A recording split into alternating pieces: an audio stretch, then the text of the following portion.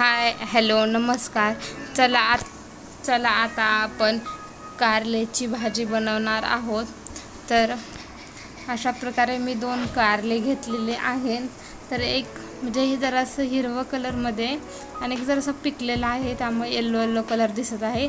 तर अशा प्रकारे आता आपण कारल्याची भाजी, खूप लोकांना आवडत नाही कारल्याची भाजी, कारण ते कडवट बनते. तर ती कडवट भाजी बनवू नये म्हणून आपण एक सोपी ट्रिक वापरणार आहोत. तर आपण 2 कारले स्वच्छ असे धुवून पुसून घेतलेले आहेत. तर आपण ते खाल्ल्यानंतर आपल्याला असं वाटणार नाही की ही कारल्याची भाजी आहे. तर अशा प्रकारे आपण ते कारल्याची भाजी करणार आहोत. तर पहिल्यांदा आपण कारल्याचे दोन्ही साईडचे देठे कापून घेऊया आणि कारले कापून छोटी छोटी फोडी सर्कल टाईप करून कारले कापून घेऊयात.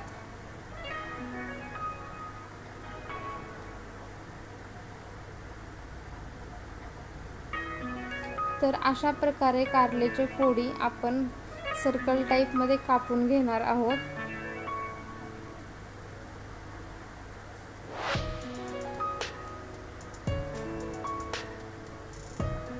तर अशा प्रकारे आपले कारले कापून झालेलं आहे. बघा, आपण सर्कल टाईपमध्ये कापून घेतलेले आहेत. तर दुसरं पण आपलं झालेलं आहे. तर ह्यामधील तर बिया आहेत ना, ते काढून घेऊया. त्या बियामुळे पूर्ण असा कडवटपणा लागतो. त्या बिया काढल्यानंतर भाजी ही सॉफ्ट बनते आणि आपल्याला भाजीमध्ये आपल्या कडवटपणाही येत नाही. तर अशा प्रकारे आपण बिया काढून घेतलेल्या आहेत. तर त्या हिरव्या कारल्यामध्ये व्हाईट कलरच्या बिया निघलेत आणि येल्लोवाल्यामध्ये ते पिकलेलं असल्यामुळे रेड कलरच्या बिया निघलेल्या आहेत. तर त्या एवढ्या मोठ्या फोडी न ठेवता आपण छोट्या छोट्या फोडी करणार आहोत. एका सर्कलच्या 4 फोडी. अशा प्रकारे कारल्याच्या फोडी केल्याने थोडंसं असं म्हणजे दिसायला ठीक लागतं आणि ओळखता पण येत नाही की कारल्याच्या फोडीत काय. तर ज्यांना कारलं आवडत नाही त्यांना फसवण्यासाठी हा चांगला उपाय. तर त्यासाठी आपण एक कांदा घेतलेला आहे आणि ते कापायला आपलं चालू आहे. तर कधीही कांदा कापताना वरचं छिलकं काढून घ्यायचं. तर छिलक्यामुळे भाजी पूर्ण अशी तुरट लागते. तर कांदा आपण फाईनली चॉप करून घेणार आहोत. कांद्याच्या फोडी मोठ्याही ठेवायच्या नाहीत आणि छोट्याही नाही, नॉर्मल अशा करायच्या आहेत. तर 2 कारलं होते, त्यापैकी म्हणजे 1.5 कारलं आपण भाजीसाठी यूज करणार आहोत आणि त्यासाठी आपण 1 कांद्याचा वापर करणार आहोत.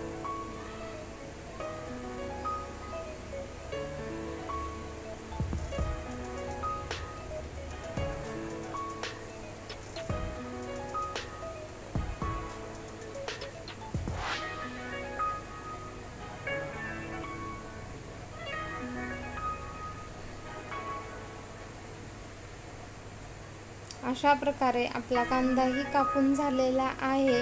आणि चला आता आपण सब्जीची तयारी करूया.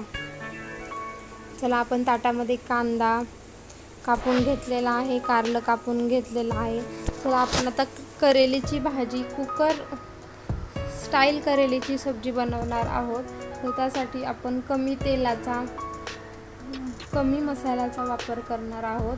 तर त्यासाठी आपण एक तेल घेतलेलं आहे, त्यासाठी गरम करण्यासाठी कुकरमध्ये टाकलेलं आहे. तर काय होतं, आजकाल जास्त तेल खाल्ल्याने फॅट वाढायला चालू झालेलं आहे, कोलेस्ट्रॉलचं प्रमाण वाढायला चालू झालं आहे. उन्हाळ्यामुळे तर आणखीन तेलकट पदार्थ खाल्ल्यामुळे उंचणं, उलटी होणं सारख्या गोष्टी आहेत. त्यामुळे आपण सब्जीत कधीही कमी तेल वापरून सब्जी मस्त असं परतून घेतल्यानंतर सब्जीमध्ये कलर, टेक्स्चर बहुत चांगल्या प्रकारे होतं. तर चला आता आपण भाजीच्या फोडणीची तयारी करूया. तर आपण तेल गरम झालेलं आहे आपलं आणि आपण जिरं टाकलेलं आहे. तर जिरं कधीही एकदम गरम तेलात टाकायचं नाही, थोडंसं नॉर्मल तेलात टाकायचं, म्हणजे ते चांगलं असं तडतडतं. नाही तर गरम तेलात टाकलं ते तेल आधीच गरम असतं, जिरं टाकल्या बाहेर फटकन बाहेर उडून येतं, त्यामुळे काही पोळू शकतं कोणालाही किंवा डोळ्यात लागू शकतं किंवा जिरं करपू शकतं. ह्या बहुत शक्यता आहेत. तर आपण चला आता मोहरी टाकली आणि आता जिरं टाकूनही आपण जरा थोडंसं हलवून घेणार आहोत. आणि हे जरासं फ्राय झाल्यानंतर आपण कांदा टाकणार आहोत. कांदा हा जास्त लालही होऊन देणार नाही आणि कच्चाही नाही. कांदा नॉर्मली आपण फ्राय करून घेणार आहोत, कारण की कांदा जर आपण जास्त फ्राय करून घेतला लाल होईपर्यंत तर आपलं कारलं वेगळं आणि कांदा वेगळा असं भाजी वेगवेगळी दिसेल. तर आपण कांदा नॉर्मली फ्राय करून घेत आहोत. तर चला आता आपण त्याच्यामध्ये आपले कापून ठेवलेले कारलेच्या फोडी आपण थोड्या वेळ 5 मिनिट असं मीठ लावून ठेवू शकतो किंवा असे खाली जरी सोडून ठेवला तरी काही प्रॉब्लेम नाही. तर एकदा आपण कांदा हलवून बघूया. आपला कांदा पूर्ण असा लाल नाही झाला, नॉर्मल झाला. तर ह्या कारल्याच्या फोडी आहेत, आपण असं मीठ लावून नव्हत्या ठेवल्या, असंच ठेवल्या. तुम्हाला जर मीठ लावून कारलं आवडत असेल तर मीठ लावून ठेवूया. तर मी नॉर्मली कापून असेच ठेवत्या. आणि आता आपण ते कारलं हलवून घेऊया. तर कांदा कारलं चांगलं परतल्यानंतर परतण्यासाठी आपण थोडंसं मीठ टाकून घेऊया. सब्जीमध्ये कधीही म्हणजे आपण ज्यावेळेस एखादी सब्जी तेलामध्ये फ्राय करण्यासाठी टाकतो त्यामुळे थोडंसं मीठ टाकावं, नाहीतर सब्जीमध्ये पूर्ण असं मीठ लागत नाही. आणि मीठ लागत नाही तेलामध्ये फ्राय केल्यानंतर मीठ टाकल्यानंतर त्याच्या पूर्ण बाजूस मीठ लागतं. आणि आता आपण 5 मिनटासाठी कुकर लावून ठेवूया. तर चला आता आपले 5 मिनटं पूर्ण झालेले आहे. आणि बघा सब्जी ही पूर्ण शिजून असे वाफून किती निघत आहे. त्याचा थोडासा कलरही चेंज झालेला आहे. आपण फक्त त्याच्यामध्ये मीठचा यूज केला होता. तर अशा प्रकारे आपण सब्जी फ्राय झाली आहे. ह्यातमध्ये आपण पुढील मसाले वापरूया. मसाले मी विकत्रीचे मसाले नाही वापरणार, घरगुती मसाले वापरणार. ही हळद आमच्या आत्याच्या गावचे, आमच्या आत्याच्या गावात हळकुंड असतात ना, त्याची हळद बनवतात. तर ती घरगुती हळद आहे. तर थोडी नॉर्मल, जास्त पण आपल्याला भाजी येल्लो म्हणजे बनवायची नाही, त्यामुळे नॉर्मल आम्ही हळद टाकली. हळदीनं कसं भाजीचा रंग थोडा येल्लो येतो, मसाले टाकल्यानंतर भाजीचा रंग रेड होतो. ह्यामध्ये कॉम्बिनेशन होऊन भाजी खूप छान अशा प्रकारे दिसते. तर चला आता मी ही पण मसाला घरगुती मसाला आहे आपला घरी बनवलेला रेड मिरचीचा. तर हे 2 मसाले वापरून फक्त मी भाजी बनवणार आहे. चला मसाला टाकल्यानंतर आपण पुन्हा एकदा डबल व्यवस्थित पूर्ण असं हलवून घेऊया. आणि कारलं कधीही कडू असतं, त्याला काही न वापरलं तर ते कडूच लागतं. तर ती कडवटपणा घालवण्यासाठी खास टिप आपण थोडा. तर आता आपण गूळ टाकलेला आहे. आणि गूळ टाकल्यानंतर काय होईल, त्याच्यामधील कडवटपणा हा गूळ शोषून घेईल.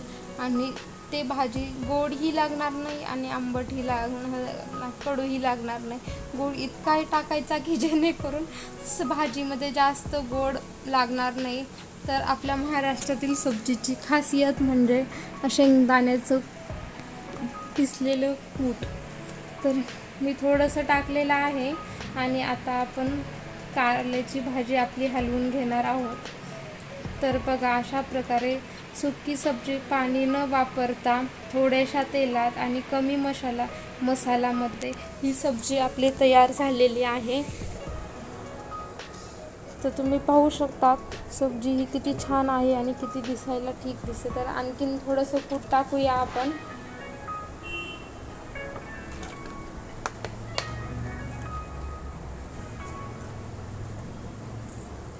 आणि हलवून घेऊया.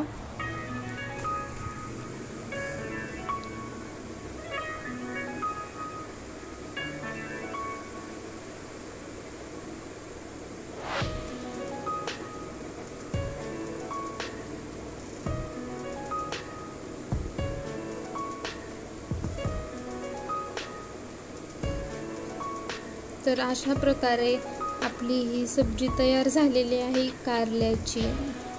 तर चला आता आपण एका बाउलमध्ये घेणार आहोत. टेस्टी केली भाजी, काहीही कडू लागत नाही. कोणी ओळखू